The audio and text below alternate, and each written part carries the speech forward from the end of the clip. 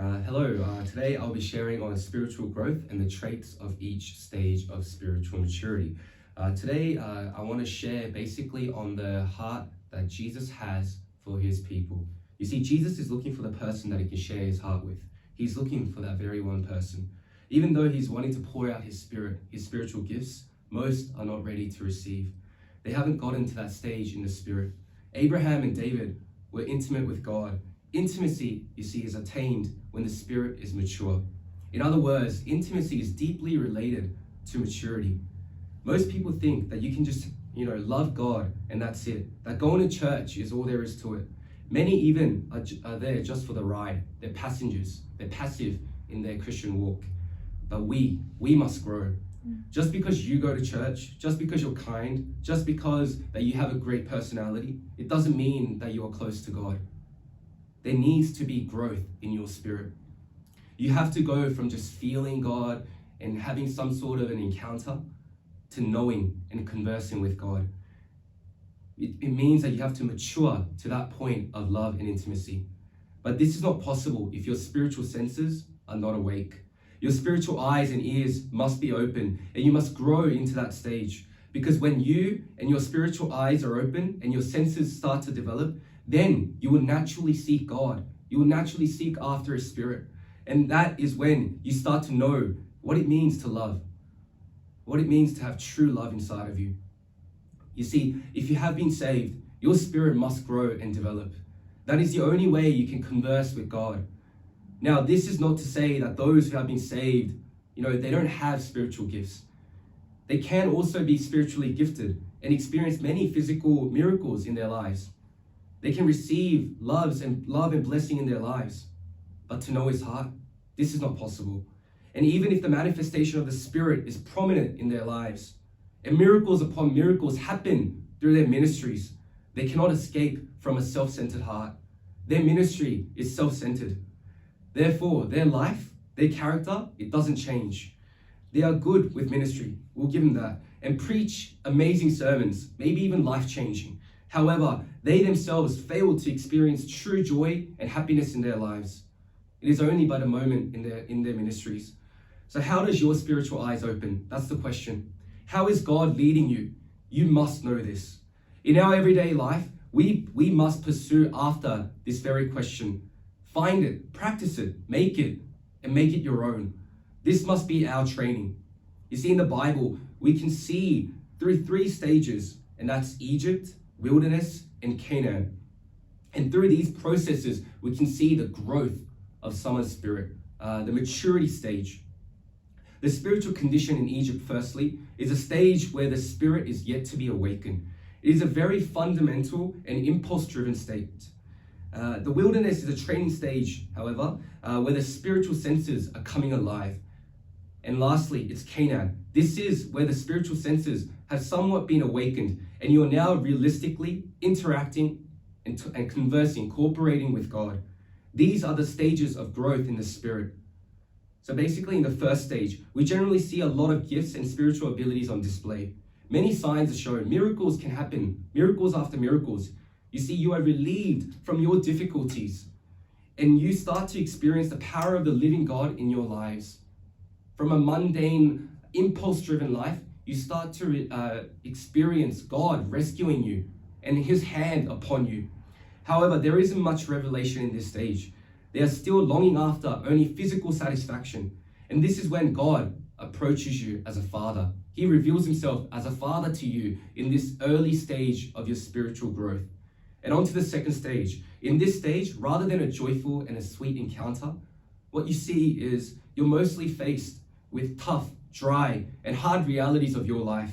You face your own limitations and despair. And in this stage, God reveals himself as a Lord. And yourself and the outer man, it starts to wear off through training. It's a stage of breaking down. Your emotions, goals, desires, and your will, your own thoughts, your stubbornness, it starts to break off. And you go through a training where you are completely captivated by God.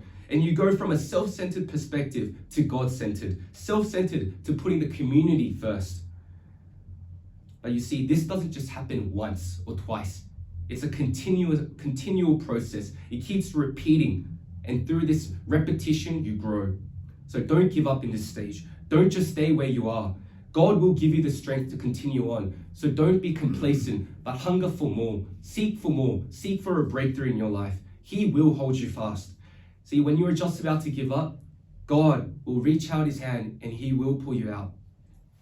And the last stage, this stage is a stage where Jesus meets you as a bridegroom and requests only the love of a bride. In this place, oneness with God is the most important. This is a stage of intimacy.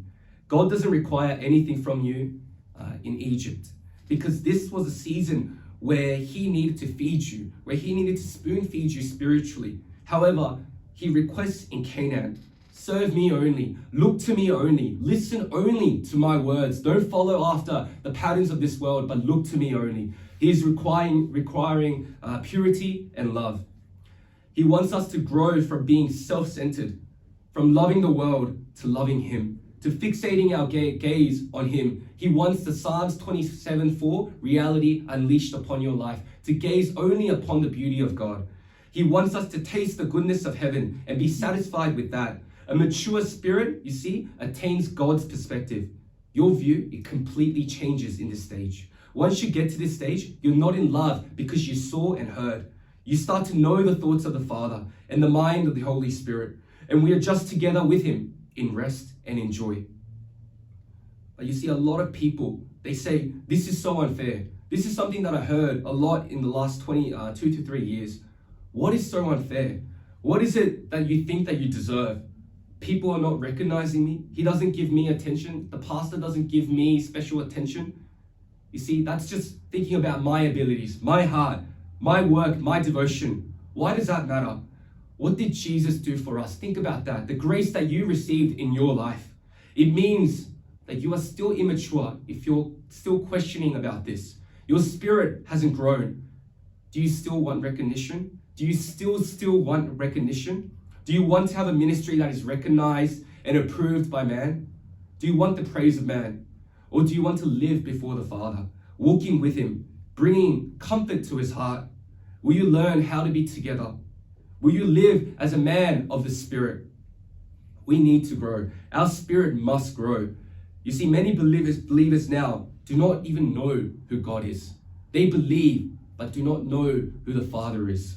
So they go to church, but they forget the grace that they've received and live in a dark world, in muddy, dark places.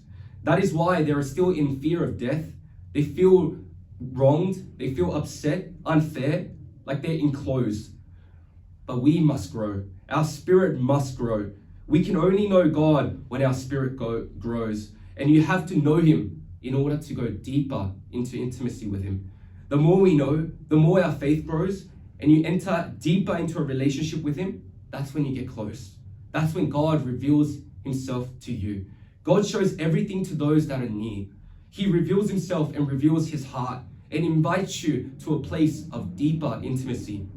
As you begin to know God as a father, and then as a Lord, and then as a bridegroom, you experience heaven on earth reality. You experience and know what it means for heaven to come down and be unleashed upon this world. And you can participate with him in making this kingdom of heaven, a reality on earth. Now I bless you. The growth of the Spirit, it doesn't just happen through any other training. It only happens through word and prayer. So I hope in this time that you dedicate yourselves to prayer and word. I bless you.